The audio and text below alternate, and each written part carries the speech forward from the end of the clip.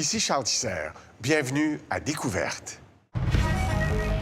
Ce soir, à Découverte, l'impact du réchauffement climatique sur l'eau. À l'heure de la conférence de Paris, nous examinons comment la disponibilité et l'accessibilité de l'eau douce seront affectées par les bouleversements du climat. L'Amérique du Nord aura-t-elle de plus en plus soif?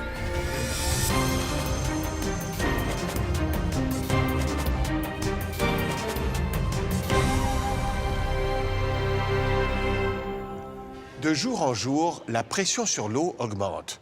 La population mondiale explose et avec elle la demande.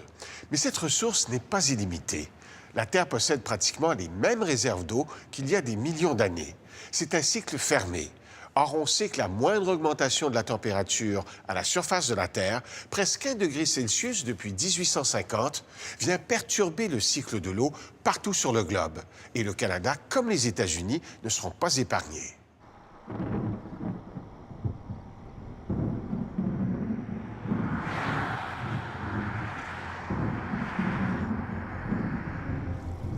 Le temps change.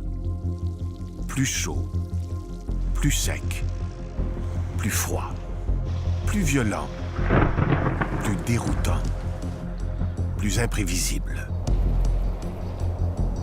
Le temps n'est plus comme avant.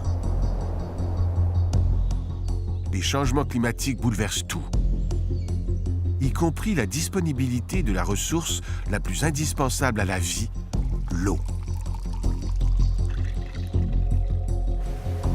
Est-ce que l'eau si abondante au Canada le sera toujours demain? Pour alimenter les villes nord-américaines et développer leur économie, l'eau a été détournée et canalisée. Mais pourra-t-on la pomper encore longtemps des profondeurs du sol? Notre eau est-elle à l'abri du temps changeant et de l'élévation des océans?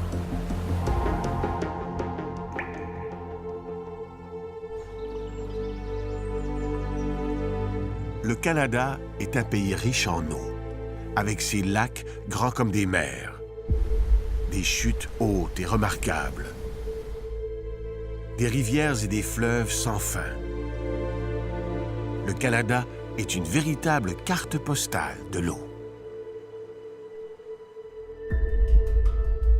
Mais le pays compte aussi ses zones plus arides, le sud des prairies et à mi-chemin entre Calgary et Vancouver, la vallée de l'Okanagan, au sud de la Colombie-Britannique. Plus de 300 000 personnes vivent dans la vallée. Le tiers habite à Kelowna, la capitale de l'Okanagan. Le plus important point d'eau de la région, le lac Okanagan.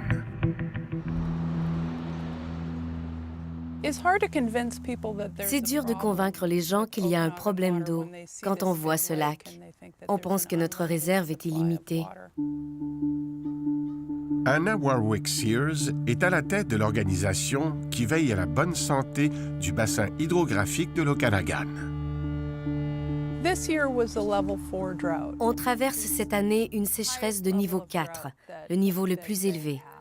Il n'y a pas de niveau 5. Pour mieux saisir la problématique de l'eau dans la vallée de l'Okanagan, il faut la survoler. Ce n'est plus l'eau du lac qui saute aux yeux, mais les collines. Un désert, ou presque. Une vallée aussi sèche que celle de la Californie, parsemée d'îlots de verdure. Une région où la ressource en eau est particulièrement cruciale. Il n'y a pas un vignoble ici qui existe sans irrigation. Jean-Martin Bouchard est vinificateur au vignoble Road 13 à Oliver.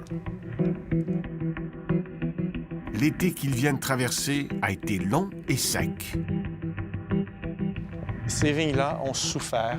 Et quand il fait plus chaud, plus longtemps, des fois, c'est beaucoup plus difficile de faire l'irrigation proprement. Nous, juste ici, on a du pinot noir, et le pinot noir, c'est sa dernière saison avec nous.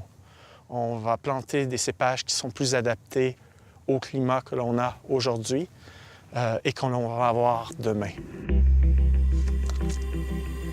À cause de la chaleur, la récolte a commencé 3 semaines plus tôt. Quand il fait trop chaud, les sucres s'accumulent rapidement, mais le goût du vin se développe pas aussi rapidement que les sucres. Ça a été très chaud tous les mois depuis avril et même depuis mars. C'était beaucoup plus chaud que la moyenne, moins de pluie que la moyenne.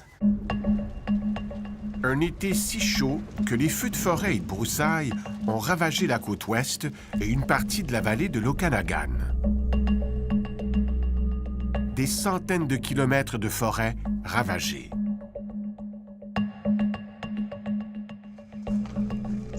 À Oliver, les traces du feu sont encore bien visibles. Jean-Martin Bouchard se considère chanceux malgré tout, car le brasier s'est arrêté à quelques mètres du vignoble. Un temps aussi sec, avec tout juste 70 mm de pluie durant tout l'été, a forcé les producteurs à irriguer plus souvent et plus longtemps. Plus de la moitié de l'eau utilisée ici l'est pour l'agriculture, les vignes, les fruits, le foin. Le reste sert à alimenter les résidences, les villes, les industries et les golfs. À mesure que l'économie se développe et que la ville s'étend, la demande en eau augmente et plus le risque d'en manquer est grand. C'est le mythe de l'abondance. Les gens croient qu'on a de l'eau à profusion et c'est faux. Dans le lac Okanagan, par exemple, les usagers réunis pompent l'équivalent d'1 mètre d'eau par an. Mais le lac perd aussi de l'eau par évaporation quand il fait très chaud. L'évaporation à elle seule nous fait perdre l'équivalent d'1 mètre d'eau par année. Le lac a beau être immense et profond, on ne peut pas pomper plus de 2 mètres d'eau dans le lac durant les grandes sécheresses. Sinon, on ne peut plus alimenter la rivière Okanagan et les cours d'eau plus au sud. Malgré les apparences, à l'été 2015, on était à la limite de ce qu'on pouvait pomper dans cet immense lac. Une pénurie d'eau qui tient en partie à la faible accumulation de neige. Généralement, les réservoirs et les lacs se remplissent d'eau à l'automne. L'hiver, la neige qui s'accumule tout autour devient la réserve tampon. Elle servira à réapprovisionner les lacs et les réservoirs petit à petit au printemps. Mais quand la neige se transforme en pluie, tout change. Quand on a un hiver pluvieux, les réservoirs et les lacs se remplissent. Mais on ne les laisse se remplir qu'à une certaine limite.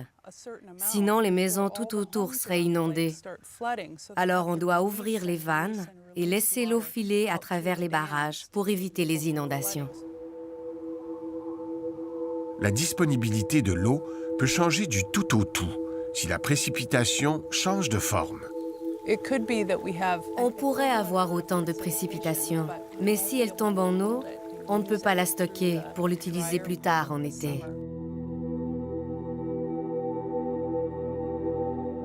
Sans cette neige, on perd cette flexibilité dans la gestion de l'eau.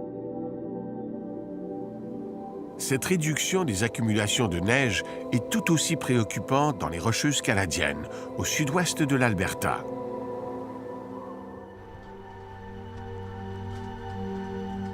L'hydrologue John Pomeroy vérifie ces installations avant le début de l'hiver. Dans son laboratoire à ciel ouvert, près de Kananaskis, il étudie les précipitations de neige. Ici, à 2200 mètres d'altitude, la couverture de neige peut atteindre 2 mètres. À cette altitude, on ne sent pas de diminution dans l'accumulation de neige. Mais si on descend de quelques centaines de mètres, on voit que les accumulations de neige sont tombées de moitié en 50 ans. L'hiver dernier, John et son équipe ont enregistré une hausse de température dans la région de 4 degrés Celsius. Le peu de neige accumulé a fondu en un clin d'œil au printemps, 6 semaines avant la normale. La crue des eaux a atteint son pic plus tôt que prévu. L'eau de fonte de la neige qui dévale la montagne pour atteindre les prairies est arrivée avant son temps. Le problème, c'est qu'au moment où le débit de la rivière a diminué, la demande en eau pour l'irrigation a augmenté. C'est catastrophique. Ils puisaient dans la rivière alors que le plus gros de l'eau était déjà passé. Autrement dit, la crue des eaux ne correspondait pas au pic de la demande. Les deux n'étaient plus synchronisés. Des printemps secs, alors qu'on a besoin d'eau pour les semis. Des automnes pluvieux qui nuisent aux récoltes. Et c'est là le problème. Annuellement, on peut recevoir autant de pluie, mais plus au bon moment.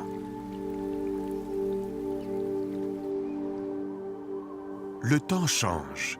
Et ce qui provoque tous ces changements dans le régime des précipitations se déroule bien au-dessus de nous et bien loin de nous, dans l'atmosphère.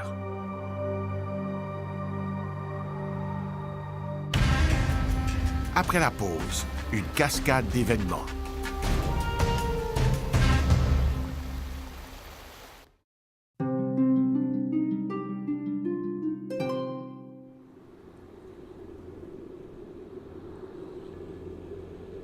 S'il est un endroit où le climat transforme le paysage, c'est bien ici. Nous sommes à 2200 mètres d'altitude, dans les Rocheuses canadiennes, sur le glacier Athabasca. L'hydrologue John Pomeroy se rend vérifier l'état de ses instruments posés au pied du glacier. Le glacier Athabasca, comme la majorité des glaciers dans le monde, est en train de disparaître. Les instruments en témoignent. Ils mesurent quotidiennement ce qui s'y passe. La radiation, la température, les vents. Aujourd'hui, il souffle à 50 km à l'heure. C'est un vent chaud et humide.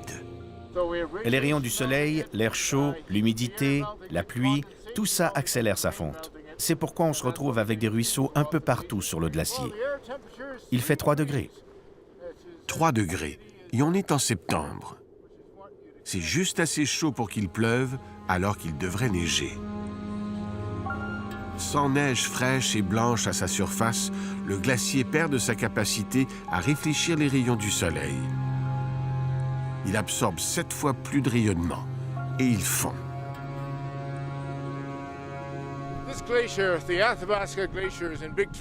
Le glacier Athabasca a un grave problème. Il fond à une vitesse folle depuis 2 ans. Il a perdu une couche de 5,5 mètres. Cette année seulement. C'est énorme. Une couche de glace de 5,5 mètres disparue sur l'ensemble du glacier en quelques mois. La fonte de ces glaciers est tributaire d'une cascade d'événements dont l'origine se situe parfois à des milliers de kilomètres.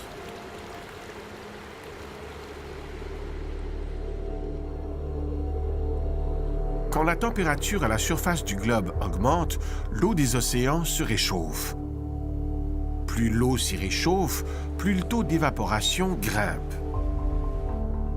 Plus l'air est chaud, plus il peut contenir d'humidité. Plus les nuages emmagasinent de l'énergie, de la chaleur et des précipitations, et plus ils transportent d'eau des océans vers la terre ferme. On s'est aperçu qu'en majorité sur le globe, la quantité de nuages a tendance à augmenter en termes de volume, en termes de densité. Dans le cadre des changements climatiques, le nuage va augmenter la variabilité de la météorologie. Par exemple, sous forme de tempêtes, des nuages convectifs plus intenses, des précipitations plus abondantes. Et donc, on a de plus en plus des pluies qui sont de type tropical ici à nos latitudes. C'est exactement ce qui s'est produit à Toronto en juillet 2013. Il s'est abattu en 2 heures la quantité de pluie qu'il tombe habituellement en 1 mois. Une situation qu'on pourrait voir se répéter plus souvent parce que la chaleur peut augmenter la cadence des événements climatiques. C'est la tendance qu'on observe. En général, la tendance va être à augmenter le flux d'eau dans l'atmosphère, le transport entre les océans et la Terre, et augmenter, je dirais, c'est augmenter l'efficacité ou la rapidité de la thermopompe atmosphérique à fonctionner. Donc, on est en train de moduler l'efficacité de notre thermopompe naturelle, qui est l'atmosphère, à transporter de la chaleur. Les changements climatiques induisent aussi des variations de température dans les différentes couches de l'atmosphère. On n'y pense pas souvent, mais à 8 ou 10 km d'altitude, un endroit qu'on appelle la tropopause, la température a tendance à diminuer et non pas à augmenter à cause des gaz à effet de serre. Alors, ça refroidit en haut, ça réchauffe en bas. Qu'est-ce qui se passe? L'atmosphère va avoir beaucoup plus d'ébullition, beaucoup plus de nuages convectifs.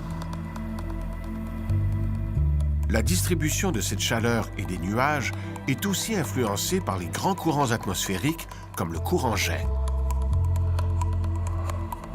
Le moteur de ces courants atmosphériques, ce sont les écarts de température entre le sol et l'atmosphère ou entre les pôles et l'équateur. Plus les écarts sont grands, plus les mouvements sont rapides. L'inverse est aussi vrai. Si l'Arctique se réchauffe, par exemple, les courants atmosphériques perdent de leur vigueur et la météo fait du surplace.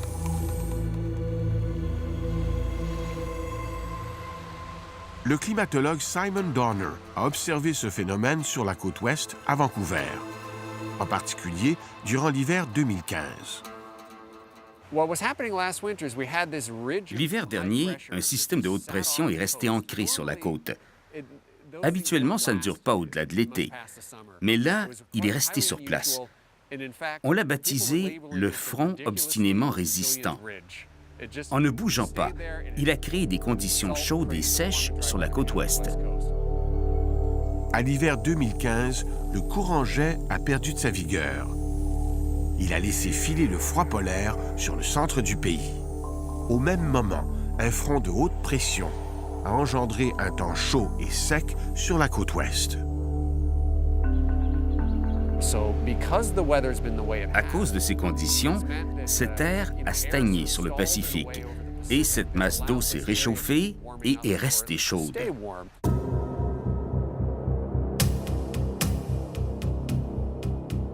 Alors qu'El Niño réchauffait déjà l'eau de la côte du Pacifique, une deuxième masse d'eau chaude s'est développée au large de l'Alaska et de la Colombie-Britannique. Résultat, la côte ouest a eu très peu de précipitations durant l'hiver, le printemps et l'été 2015. Un temps anormalement sec. De quoi déclencher des feux qui ont ravagé les forêts de la région. Une partie de la cendre est retombée au sol. L'autre s'est envolée en direction des montagnes rocheuses.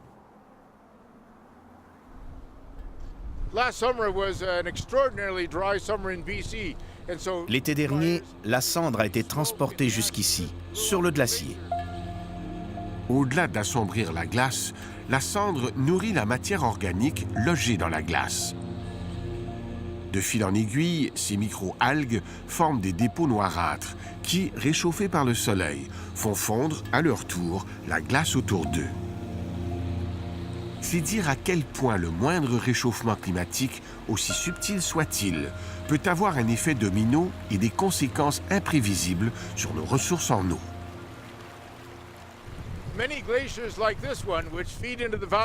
Les glaciers comme celui-ci seront disparus d'ici la fin du siècle.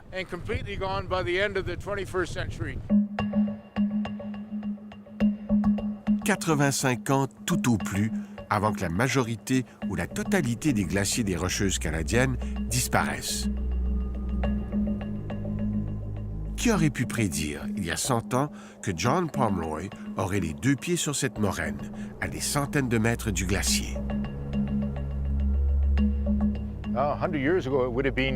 Il y a 100 ans, j'aurais eu 100 mètres de glace au-dessus de moi. Toute cette moraine au pied du glacier aurait été couverte de glace au début du 20e siècle.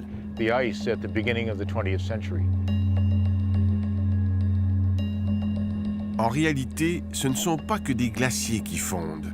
C'est la réserve d'eau estivale de l'Ouest canadien qui disparaît graduellement.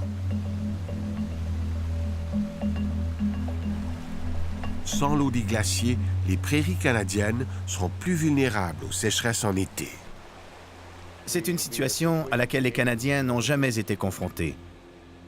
Et ce qu'il adviendra de l'Okanagan, des Rocheuses ou des prairies dépend de l'eau, dépend de nous.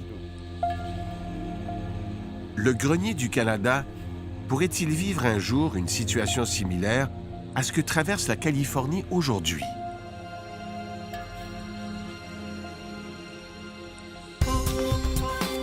Après la pause, les aquifères menacés.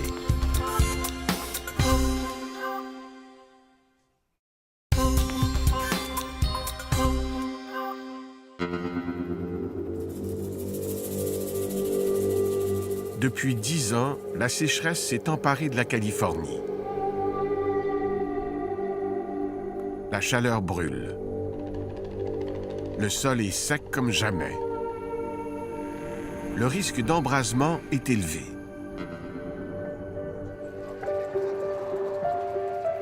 Et pourtant, dans la vallée centrale, la production agricole tourne à plein régime.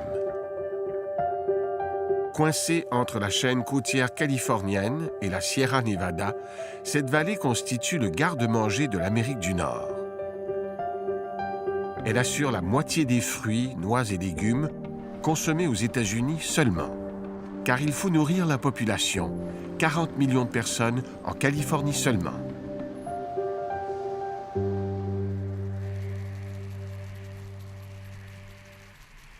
Pour irriguer les cultures et abreuver le bétail, les fermiers ont besoin d'eau, de beaucoup d'eau. Un vaste système de canaux sillonne la vallée. Mais c'est encore trop peu. On doit aussi puiser l'eau dans le sol, dans une formation géologique qu'on appelle aquifère. Mais le siphonnage est si intensif que la NASA s'en inquiète. Le constat global des experts quand on voit ces grands changements d'eau, c'est oulala, ça fait peur, il faut faire quelque chose. Spécialiste de la modélisation hydrologique, Cédric David connaît bien la vallée centrale, surtout vue de l'espace. Ce que nous permettent les satellites, c'est vraiment d'avoir une vision globale d'une surface assez grande, telle que la vallée centrale de Californie ou d'autres aquifères du monde. Et donc ça permet vraiment de tirer la sonnette d'alarme. Sur Terre, la presque totalité des réserves en eau potable est souterraine. Contrairement aux idées reçues, aucun lac ni rivière ne coule sous la Terre. La planète stocke son eau dans les aquifères. Après l'averse, l'eau s'infiltre. Elle progresse lentement, de quelques mètres par année. Lorsqu'elle rencontre un matériau poreux, les espaces libres se remplissent. Une source d'eau se forme. Par un jeu de pression, une partie de cette eau remonte à la surface pour alimenter les cours d'eau. Les aquifères de Californie, et en particulier dans la vallée centrale, ici sont globalement en très mauvaise santé. Elles sont déshydratées, elles ont très soif et on peut le voir ici autour de nous, hein, c'est globalement très très sec. Ce qu'on voit dans les mesures et dans les études scientifiques, globalement depuis 2011, il y a à peu près 15 km3 d'eau qui ont disparu du cycle de surface en vallée centrale ici. Face à la demande grandissante, les aquifères sont sollicités comme jamais. Par exemple, la Californie dispose à elle seule d'1 500 000 puits comme celui-ci. Et 10 à 15 000 nouveaux puits s'ajoutent à chaque année. Le calcul est simple. L'aquifère doit se recharger. Sans l'apport des précipitations, il est voué à l'assèchement. Sa recharge s'amorce principalement ici, à des centaines de kilomètres plus loin, dans la Sierra Nevada. En espagnol, Sierra Nevada signifie chaîne de montagnes enneigées. Mais aujourd'hui, la Sierra Nevada porte bien mal son nom. Jamais depuis 500 ans, ces cimes n'ont été si peu enneigées. Ces photos sont éloquentes. En 5 ans, la couche de neige a diminué dramatiquement. À cause du manque de précipitations, le paysage de la Sierra Nevada se transforme. À l'ombre des séquoias, tout est plus sec. Ces géants millénaires courent des risques, car un incendie peut se déclencher à tout moment. Autrefois torrent, cette chute est devenue une simple cascade.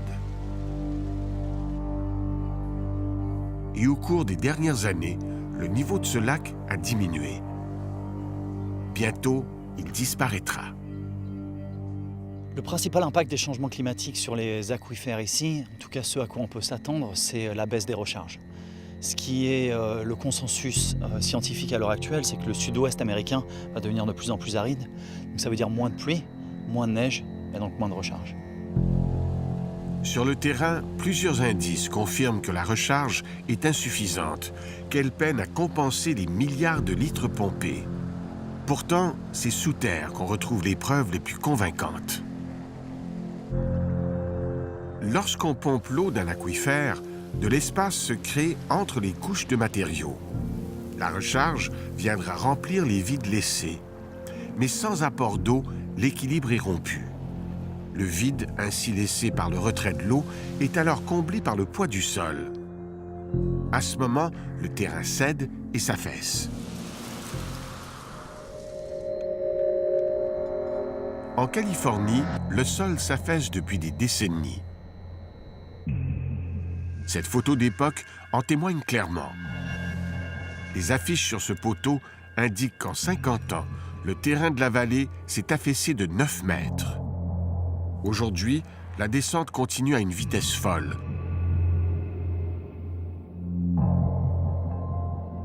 Et le phénomène se produit sur des dizaines de kilomètres carrés. Ce pont incarne à lui seul le problème.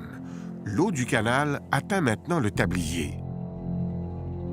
Bientôt, le pont sera totalement submergé. Donc le canal, ce qu'on peut voir ici, c'est qu'il est plus haut que le niveau des sols qui l'entourent. Et donc ça peut être un problème parce que s'il y a une fissure dans le système de canaux, ça peut créer des inondations sur tout le terrain aux alentours.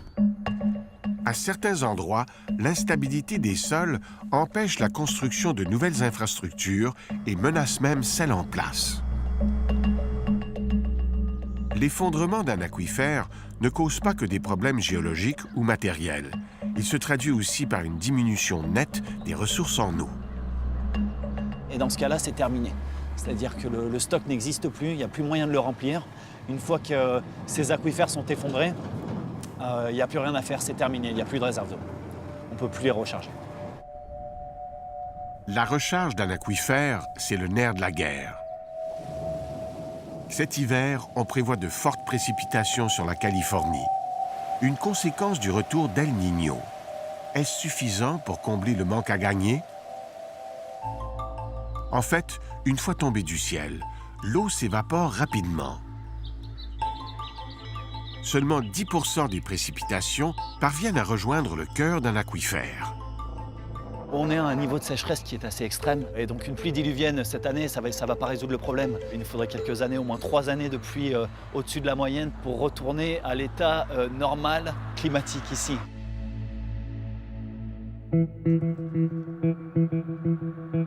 Plusieurs zones, parfois séparées de dizaines de kilomètres, reçoivent et captent l'eau de pluie. Voilà autant de sources qui alimentent un aquifère. Dès qu'elle tombe au sol, l'eau est confrontée à une véritable course à obstacles. Une course dont la vitesse est influencée par les changements climatiques. Et les premiers obstacles d'entre tous, ce sont ces craquelures. Elles forment une barrière qui isole l'aquifère des précipitations. Quand le sol est très sec, il est aussi très compact. Et donc la quantité de vide entre les grains de particules de sol est très limitée, ce qui veut dire que c'est difficile pour l'eau de s'infiltrer. Et donc plus c'est sec, plus c'est difficile de s'infiltrer. Donc plus c'est sec, moins on recharge. La réalité des aquifères californiens n'est pas unique en soi. 37 des plus grands aquifères de la planète sont également surexploités. Là-bas comme ailleurs, rien n'indique que le rythme d'exploitation diminuera. L'avenir de l'aquifère en Californie du Sud, il va passer par la conservation, c'est obligé, parce que là, on puise plus d'eau qui n'est rechargée, et l'avenir de la recharge n'est pas très brillant. Donc techniquement, les aquifères vont forcément se vider si on continue à cette allure, et si on ne conserve pas l'eau, si on ne la gère pas mieux que ça. Le temps presse, car une nouvelle menace pointe à l'horizon. La montée du niveau des océans. Cette fois-ci, ce n'est pas la quantité, mais bien la qualité des eaux souterraines qui inquiète.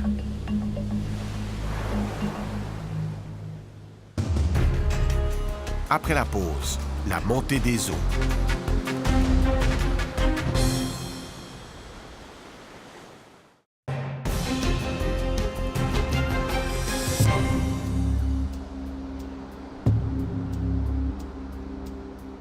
Santa Monica, Californie.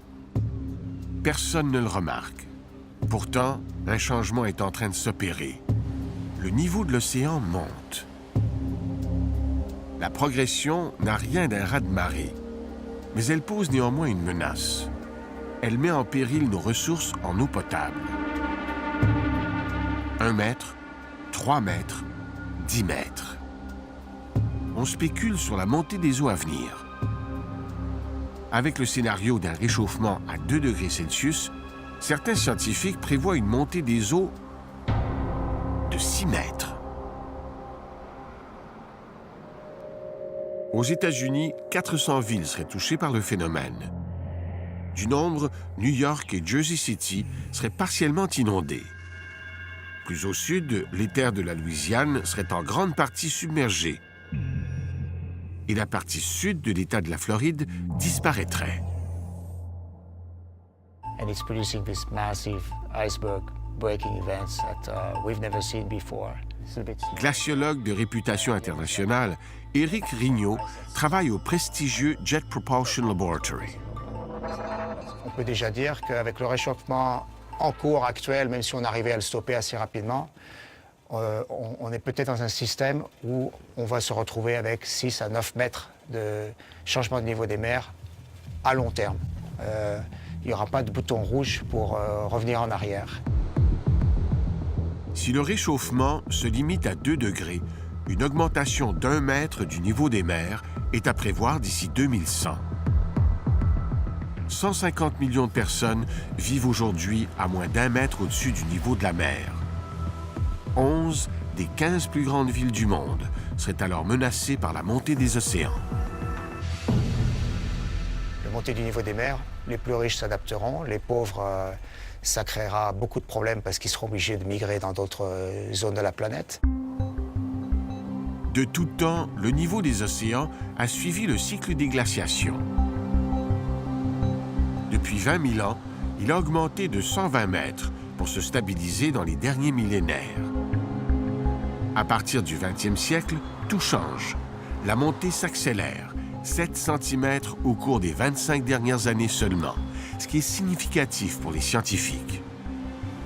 Je ne sais pas si le public écoute les scientifiques autant qu'il devrait le faire et réalise la portée des découvertes scientifiques sur le changement du climat, l'impact que ça va avoir sur eux, pas seulement sur leurs enfants. Moi, je ne suis pas inquiet juste pour mes enfants, je suis inquiet déjà pour ce qui se passe maintenant. Cette montée des eaux est principalement attribuable à 2 phénomènes. D'une part, le réchauffement des eaux, qu'on appelle expansion thermique. Si l'eau se réchauffe, c'est dû à la hausse des températures de l'atmosphère.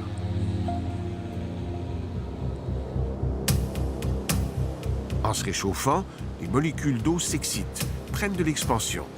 Le volume d'eau augmente et empiète sur le littoral.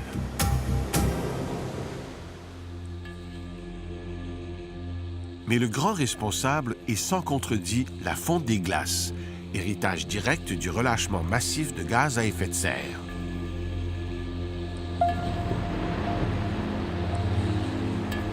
Des dizaines de milliards de tonnes fondent à chaque année.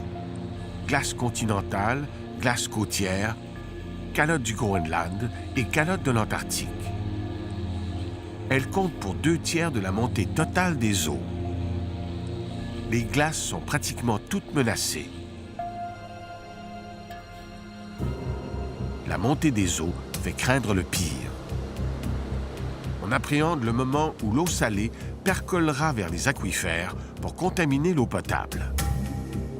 D'un côté, l'eau salée. De l'autre, l'eau douce. Le point de rencontre correspond à la zone d'intrusion saline. L'augmentation du niveau de la mer, combinée à la sécheresse, modifie les forces en présence. Sous la pression grandissante de l'eau de mer, la zone d'intrusion saline se déplace. L'eau salée gagne du terrain, menace les aquifères à proximité. Au Québec, certains aquifères pourraient être touchés par de telles intrusions salines. Sur le Saint-Laurent, présentement, l'eau douce et salée se rencontrent près de la pointe est de l'île d'Orléans. Avec la montée des eaux à venir, l'eau salée pourrait s'avancer jusqu'à Lévis et Québec. Lorsque le niveau marin s'élève, les vagues deviennent plus hautes, plus puissantes. Elles disposent d'encore plus d'énergie pour déferler, pour contaminer des aquifères situés encore plus loin à l'intérieur des terres. Augmentation du niveau marin et puissance des vagues. La combinaison devient explosive. Si on n'avait que la montée des eaux, mais en même temps, on a une disparition progressive des glaces, ça veut dire que les 30 à 40 % de tempêtes d'hiver qui faisaient pas de dégâts parce qu'ils ne produisaient pas de vagues, tout à coup, ils vont se mettre à en produire. Alors, ça augmente énormément le nombre d'épisodes. Ce qui va se produire, on n'aura peut-être pas plus de tempêtes, mais on va avoir plus d'événements dévastateurs. Sur la surface du globe, la mer ne s'élève pas de manière uniforme ni à vitesse unique. Au Québec, un phénomène étonnant explique en partie ces variations régionales, le rebond isostatique. Il y a 20 000 ans, le bouclier canadien était recouvert de glace. La région supportait alors une couche de 3 km d'épaisseur. Sous le poids de la glace, le continent s'est affaissé jusqu'à 100 mètres dans le Grand Nord du Québec. Une fois cette glace fondue, la croûte terrestre a commencé à reprendre tranquillement sa forme. Même si c'est très lent, ça peut représenter quelques millimètres par année. Et sur une période de temps assez longue, bien, ça peut représenter assez de changements pour affecter la remontée du niveau de la mer dans ce coin-là. Comme le rebond isostatique, les courants marins influencent aussi la montée des eaux. D'ici la fin du siècle, le paysage changera. Dans le golfe du Saint-Laurent, la partie sud du golfe, c'est une partie où le niveau monte rapidement. Donc, les îles de la Madeleine, la baie des Chaleurs, toute la partie du Nouveau-Brunswick puis de l'île du Prince-Édouard. Ça va être des remontées assez rapides, là, dans les 70 à 100 cm. La partie nord du golfe, l'estuaire moyen, bien là, ça va monter plus dans les 30 à 50 cm. Si on va plus au nord, dans la baie du Thon, le niveau d'eau va descendre pendant les 100 prochaines années. Qu'importe les scénarios envisagés et les hypothèses soulevées, une inconnue demeure, le temps. Quand la montée des eaux atteindra-t-elle les niveaux prédits? Il y a beaucoup de phénomènes physiques auxquels on n'a jamais été confronté, qu'on découvre petit à petit avec le réchauffement très rapide, notamment du Groenland, et qui nous montrent des surprises parce que je crois que de manière générale, on voit des évolutions plus rapides que ce que les modèles les plus pessimistes pouvaient projeter. Les dirigeants mondiaux veulent maintenir le réchauffement climatique sous la barre des 2 degrés. On a cependant de plus en plus d'indices que cet objectif ne sera pas atteint, que dans les faits, on se dirige vers des températures encore plus chaudes. Rien de rassurant pour les glaces. Quand elles commencent à fondre, elles commencent tout doucement et au fur et à mesure que le climat continue à se réchauffer, elles fondent de plus en plus vite. C'est un phénomène, ce qu'on appelle exponentiel. Donc ce qui va se passer dans les 2-3 prochaines décennies n'est qu'un précurseur de ce qui va se passer dans les décennies suivantes où ça va aller de plus en plus vite. L'avenir est incertain. Ce qu'on sait par contre, c'est que la marge de manœuvre rétrécit dangereusement. Je crois qu'il faut être clair que si on en arrive à 4, 5, 6 degrés, c'est une catastrophe planétaire. C'est pas seulement la montée des glaces, il y a des ramifications beaucoup plus graves avec un réchauffement de cette nature. J'espère qu'on n'y arrivera jamais, parce que là, c'est plus un problème d'adaptation, ça deviendra un problème de survie. L'eau n'est pas un luxe. Sa quantité sur Terre est limitée. Les changements climatiques nous font réaliser que la qualité et la disponibilité de l'eau potable pourraient changer. L'eau, aujourd'hui, l'objet de toutes les pressions, pourrait devenir de plus en plus un objet de tension.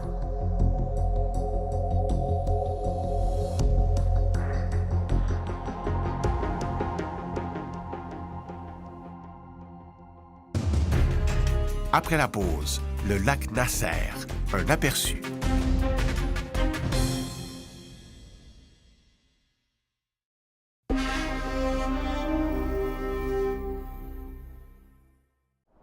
La semaine prochaine, le lac Nasser.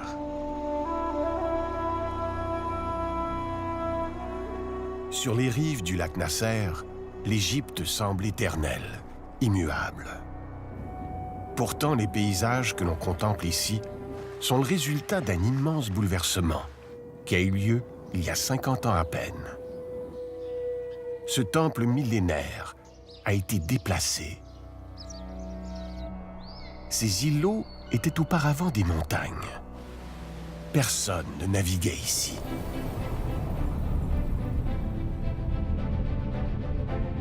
Cette immense étendue d'eau au milieu du désert est en fait un lac artificiel qui s'étend sur plus de 500 km.